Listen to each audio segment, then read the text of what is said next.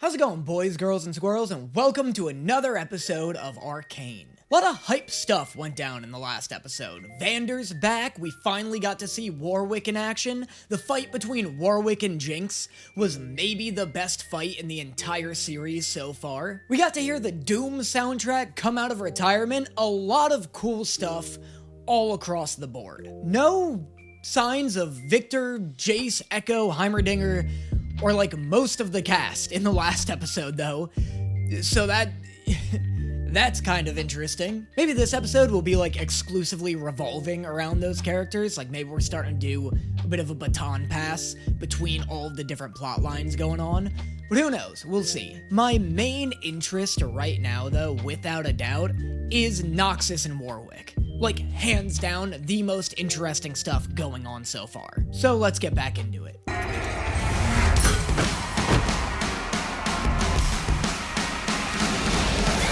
As if I needed more women to simp for! You can't just throw ripped Goth Vi at me like that with no warning. What are you, trying to ruin my search history?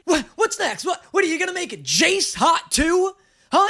Is Heimerdinger gonna be next on my simp list? Also, don't fucking come at me for that comment, by the way. We all know that Jayce looks like a lima bean with a face. He looks like he has his wisdom teeth taken out once a week. Something about his cheeks and teeth just don't look right to me.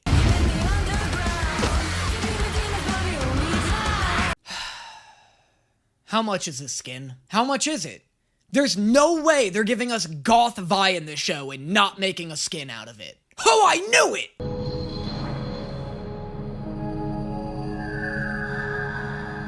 That was a fucking weird thing to do to your sister, wasn't it? I don't know, maybe my relationship with my sister is different, but I can tell you I'd never blow on her while she's sleeping. I'd never blow on her while she's awake either. That wasn't my— Looking good, sis. Wait, just— Oh my god, Jinx is actually here? I thought this was just like a meth-induced hallucination. He's alive. We both know that's bullshit. You're technically both right. Vander is technically alive, and that statement is technically bullshit. I feel like Jinx should be like, Vander's alive. But temper your expectations because he's also a double wolf. Hey there, Kate Dracula, how's it going? You look like Severus Snape on his way to a Halloween party. You look like Teen Swain. Who the hell dressed you? Buried deep within this prison, so devoid of light and fresh air and all basic human considerations that up till now, I have forbidden their use. Super weird that they aren't torturing Singed right now, considering in the last episode they tortured a guy just for having blue hair. I don't know, pretty lame fascist regime if you ask me.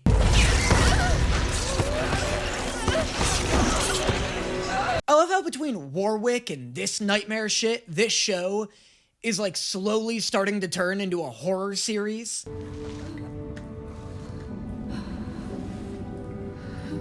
Oh, that's so sick. The mouth of the cave looks like a rose. I've heard a lot of people talk about how they don't really like this black rose stuff and that the show shouldn't be tacking on more shit when they don't really have that much time left in the series. And while I do kind of agree with that, I am fairly invested in this. Like, I think all of this stuff is really cool. I like that it furthers just how grimdark the show is. Like, I like that it's adding an edge of horror into the series. But if this Black Rose arc with Mel doesn't tie in to everything else going on in a meaningful way, it's gonna feel like a weird waste of time. Like, I will be so furious if the show ends and all of this was just like Easter egg bait and setting up a spin-off series. Who's there?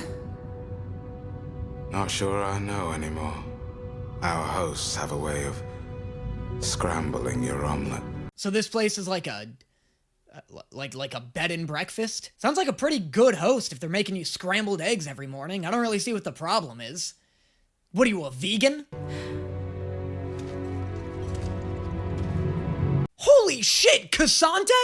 Kino. Kino Sante? Oh, Danny, when are you gonna learn to stop assuming to know who people are? Okay, but in my defense, does this not look like Kisante on heroin? Like they have the exact same beard structure. Plus, this is Arcane. Everybody's the heroin version of themselves. What a weird type of fungus that definitely just exists to give us a cool-looking action scene later. Hey, I'm not complaining. That is my type of fungus. When are you gonna admit that this is just another one of your fantasies? Or do you not want the kid to know how delusional you are? The kid is literally cosplaying as Jinx right now. I don't think Jinx is the one who has to worry about coming off as delusional here. She actually used to be pretty cool. Before I kicked her butt. Before you killed all her friends. You wouldn't last 1 second without all your ugly gadgets and chicken shit tricks. Everything special about you came out of a bottle. You think I need these to...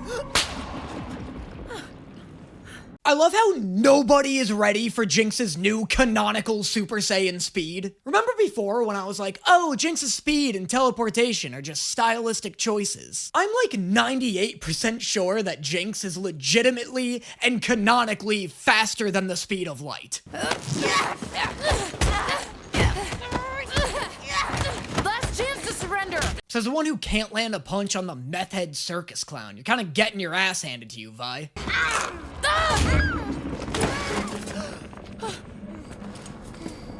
I don't want to see a single goddamn comment in my comment section telling me Isha didn't deserve that. There are only so many times a kid can punch and bite somebody before the age gap becomes irrelevant. Hey, kid. Still got all your insides? I really love how Jinx isn't mad at Vi for hitting Isha. Because again, the bitch had it coming. But instead, Jinx uses this opportunity as a teaching moment to teach Isha that getting hit isn't the end of the world. What an actually great moment. What a great moment that does huge numbers for Jinx's character. Like, I love this so much. Because I love how in Jinx's mind, she's like, yeah, that was a fight. You get hit in a fight. If you want to dive into it, you have to be ready to get hit. But she also understands that a kid needs understanding. She makes sure that Isha knows that Jinx feels her pain, but that you can become stronger for it. A perfect Jinx moment right here. You already know what I want. He isn't a monster. He was once a man. Man, Singed is so lucky he doesn't have any hair to dye blue, otherwise Rictus would be using this dude's asshole as a sock. Well respected at that. Victim of great tragedy. Yeah, and then you turn him into a giant double wolf with metal claws for hands. The man forever lost in the bowels of the beast. Compelled only by the scent of blood. Yeah, that's kind of what happens when you turn a man into a giant wolf monster with knives for hands. I know the recipe called for wolf, but are you sure it said 2 gallons and not 2 cups? That was the absolute schlorpiest drip of water I've ever heard. She passed through their hometown and fell in love. That's not our mother. That's not your mother? The woman who gave birth to 2 children and threatens anybody who talks bad about her family? I'm sure people in Noxus are constantly having children with people they aren't in love with, whether it's for political gain or like just to breed more soldiers. But I can absolutely see Mbessa being the type of woman who falls in love. She was so gentle to that twink who was bathing her in season 1. Dr. Revik. You're a monster. If you think I'm a monster, then you should meet my wolf. Oh, wait. Why does anyone commit acts others deem unspeakable? Because they're cool. I mean, you've seen him, right? He's so cool. You would have been friends. Everything I've done is to cure her. Cure her of what? Not being a giant steampunk wolf cyborg? Because you're certainly making strides in that regard. I know his goal was to use the Merkwolf's healing properties to bring a person back to life, mission accomplished. The reason I think this plan is bullshit, though, is because he then proceeded to give Warwick giant metal claws. You can say he did that to get Noxus's attention because he wants their resources or whatever to further his research. But it is a lot funnier to think that he's about to drop a second, daintier version of Warwick with his daughter's face glued to it. Oh, can we get dainty Warwick after we get thick Jinx? You aren't my brother. I'd love for him to be like, ow, ow, ow, yes I am, stop squeezing my head! We had such high hopes for him. At first, it seemed plausible that he could have been the child. I love how terrifying the Black Rose shit is. Like, they feel so genuinely nightmarish and intimidating.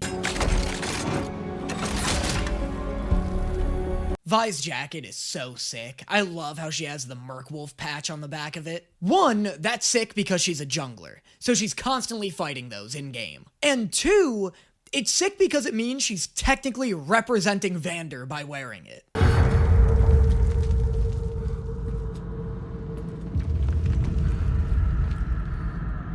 Oh my god, is this it?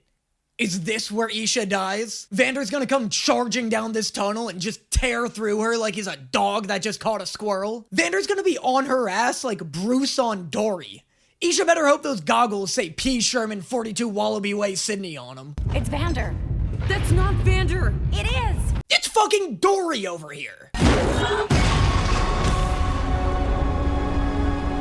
God, it feels like every other frame of this show is competing to become my new desktop wallpaper. He's gonna kill you. Don't hurt him. Oh, nice going, Hulk hands. Way to not hurt him. What was that? You said punch his jaw off, right? Oh, fuck, it's back.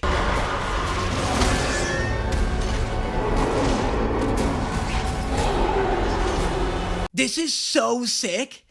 This is such a rad fight. I love how it's kind of just a bunch of slow motion. It's like a slow motion slideshow. It feels like two Greek titans fighting inside of storm clouds. You know what I mean? It's such a great contrast to Warwick's fight against Jinx in the last episode. I feel like that fight really showcased Warwick's speed, and this fight's really showcasing his power, which is really cool in establishing him as an equal match against both opponents. Like, he's fast enough to match Jinx's speed, and strong enough to match Vi's power.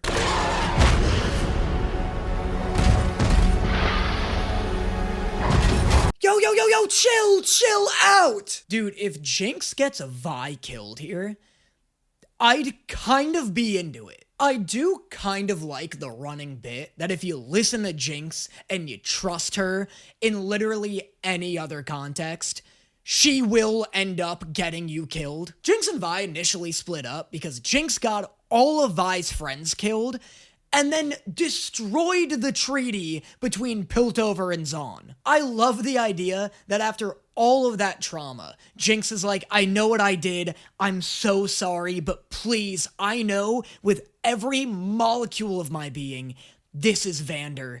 For one last time, I'm begging you to trust me. And Vi gets fucking beheaded for it. I love grimdark stuff. I love when the worst possible outcome is the one that happens. So, like, that's definitely my overly grim, like, prediction for this scene. Who knows?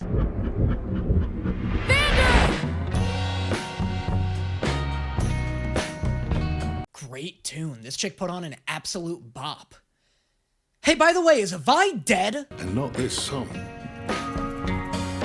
Oh, that's sick. It's the jukebox from the intro. We made it. We're done. Oh, you're sadly mistaken. God, young Silco could pilt me over and make me Zaun any day of the week. This dude looks like he's about to go star in the live-action remake of Treasure Planet. To Zaun, then. Blisters and bedrock. Blisters and bedrock. Yeah, I hope that goes well for you guys. I got a good feeling about this one. I've always liked the name Violet. That's a nice, subtle way of showing that Vander was probably into Vi's mom. Like, I don't know, I read that as a sort of bittersweet moment where he's happy for her for having the kid, but definitely wishes it was his own. Like, I know she literally asked him to choose a name for her, but the fact that he picked one based on her hair color and, like, said it in such a suave way makes me feel like he's secretly in love with her.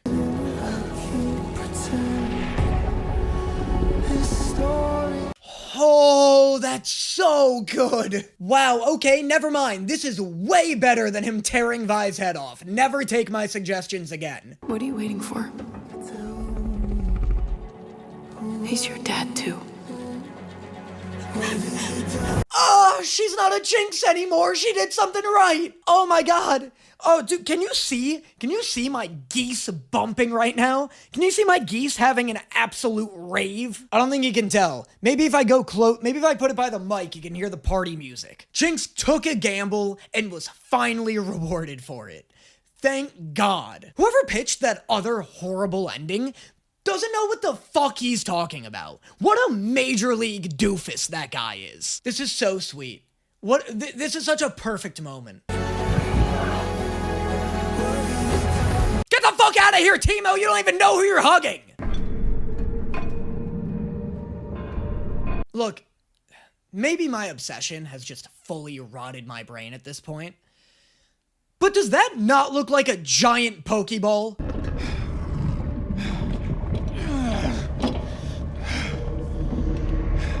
Holy shit, they made Jayce hot! Wow, what a glow up! They got this man on the fucking Hextech diet. This dude looks great. My dude went from looking like a Muppet to the King of Rohan, and all it took was a little bit of trauma. Where else would I be? You have my solemn vow that anything you discuss will be kept in the strictest confidence. Dude, Victor just got promoted from being Jesus to just straight up God. What a career path. And all it took was a little bit of trauma. Honestly, that was pretty much Jesus's career path too. I can't let you leave. I'm sorry you feel that way. Nice, way to stop him, Jayce. Oh, way to stop him, Jayce! Hey, buddy.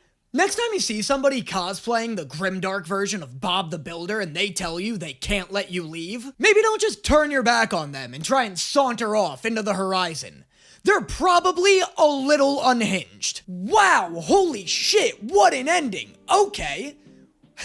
What an episode. I don't think the Vi Vander fight is better than the Vi, God, too many V's. I don't think the Vi Vander fight is better than the Vander Jinx fight. The Vander Vi fight is prettier. I liked the one with Jinx a little bit more. I love like how chaotic and frantic it was. This was probably a better episode though. I am so hyped for Jace's Warhammer arc. Warhammer and the literal and metaphorical sense. What a crazy hype way to end this episode. I did love the Vander Vi fight. That was super cool. It had a lot of great, like, just still frames. What even else happened this episode? This episode was so all gas towards the second half. What happened in the beginning? It's all Mel stuff, right? We saw Vi in, like, the fight pits. Vi's new look is great. The Mel stuff is genuinely interesting. It's really gonna depend on if they stick the landing with it, though. Like I said, I can really see this going the direction of, like, oh, it wasn't all that stuff, interesting and weird. Tune in next year to see where it pays off, and that's gonna piss me off. Because it's taken up a lot of time in a show that may already be rushed. A lot of people, myself included, have been feeling like this show is like starting to pack on a little more than it can swallow. And we'll see. I don't know. Maybe the last 3 episodes stick the landing. But like, especially now with Jayce coming back into the fray. Wow, that shit was good though. I don't know, I'm kind of just rambling now. But as always, let me know in the comments what you thought of this video, what you thought of this episode, of this ending. And I will see you guys next time.